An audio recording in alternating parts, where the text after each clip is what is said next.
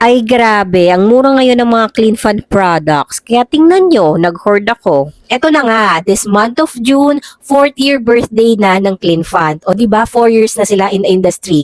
Kaya in return sa pagsuporta natin sa kanila, meron silang pa-birthday blowout sale sa lahat ng products nila. Kaya for sure, makakamura na naman tayo. I-grab na natin to ngayong month of June. Isa sa mga product na naka-birthday sale nila ngayon is itong Clean Fund diaper. Mapa-tape man yan or pants diaper, sale po sila. Ang napili ko nga is itong newborn type nila dahil syempre malapit ng mga anak si Mami Jack, kailangan natin ng newborn diaper. Kung followers ko kayo, alam nyo na matagal ko nang gamit ang Clean Fund simula pa doon sa first baby ko. Para sa mga mommies na gustong malaman kung ano ba yung nasa loob nitong diaper na to, this is newborn tape type. So ganito po yung itsura niya. O diba, very cute ng design niya. So ito po yung back part and this is the front part dahil andito po yung logo.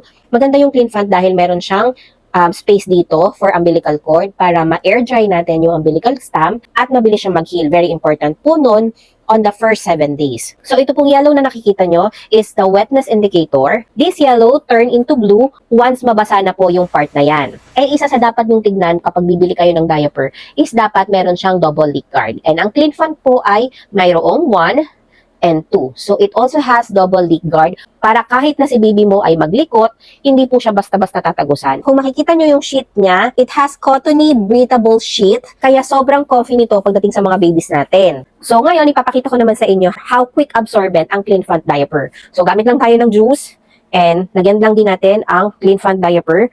Then titingnan natin kung how it fastly absorb the juice or the liquid. So, tingnan nyo, oh, itong part na to, natutuyo na siya. Ibig sabihin na absorb niya na or nasisip-sip niya na yung liquid dyan sa part na yan. So, ayan, oh, ilang seconds lang, halos lahat na absorb niya na. Dahil kung makikita nyo kanina dilaw na dilaw, ngayon medyo nagwa-white na siya, di ba? Ganyan po ka-quick absorbent ang Clean Fund diaper. And ngayon, tuyong-tuyo na po siya. Kaya don't forget, mag-check out din kayo ng mga diapers nila ngayong month of June. Mababa din ang presyo ng mga cotton buds nila ngayon. And when it comes sa cotton buds, they have 2 different variant. Yung scooper po, ganito po yung itsura niya. Pwede nyo itong gamitin sa nose, pangtanggal ng mga dumi ni baby sa ilong. And this one naman po, yung spiral tip nila, very helpful to pagdating sa ears. Kasi mas nalilinis na yung ears kapag spiral po yung gamit natin.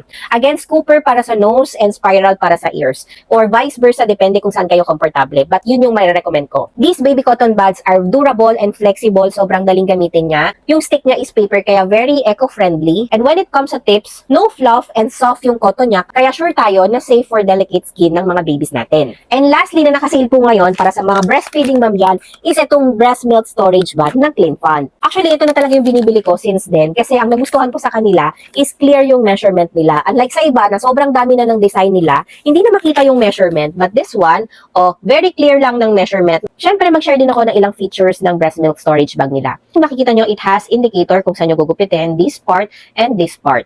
It has double lock. Meron sa taas and meron din dito sa second part. Sure ka na safe ang liquid gold ni Mami at hindi basta-basta matatapon. Compare sa iba, meron na siyang susulatan. Dito mo na po isusulat yung date, kung how many ml yung na-collect mo na milk and yung time. And tingnan nyo mga mommies ha, sobrang dali niyang sulatan. Kahit dito ka na magsulat, di ka na magdikit ng sticker dyan, okay lang. So today is June 12, for example, 2025, na-collect mo, for example, is 100 ml at 4 p.m. O, diba? Ang galing sulatan niya, very writable yung field na yan. And syempre, ang angat and best feature ng Clean Fund breast milk storage bag ay meron siyang temperature indicator.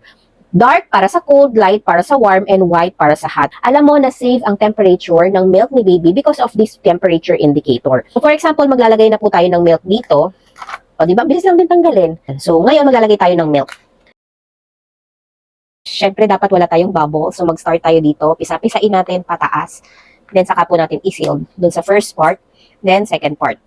So, diba? Kapag nalagyan na siya ng milk, very clear na yung measurement niya. Kitang-kita na talaga. Ito talaga nagustuhan ko dahil ayoko ng sobrang daming design, hindi mo na makita yung measurement. Pero ito, simple lang siya. Pero kitang-kita mo, yun yung importante. At dahil nga birthday blowout sale ni Clean Fund, these products, itong mga nakikita nyo sa likod ko, ayan, is nakasale yan nung binili ko. Like the diaper, pwede nyo siyang mabili for as low as 94 pesos. Breast milk storage bag for as low as 84 pesos. And baby cotton buds for just 34 pesos. Diba? Sobrang mura ngayon. Kaya mga mommies, i-add to cart mo na yung mga gusto mong product from Clean Fund. Dahil syempre, kapag sale, mura. And kapag mura, mabilis maubos. Kaya i-check out mo na yan bago ka pa maubusan. At habang mura. So yun lang. Thank you for watching mga mommies. Check out na!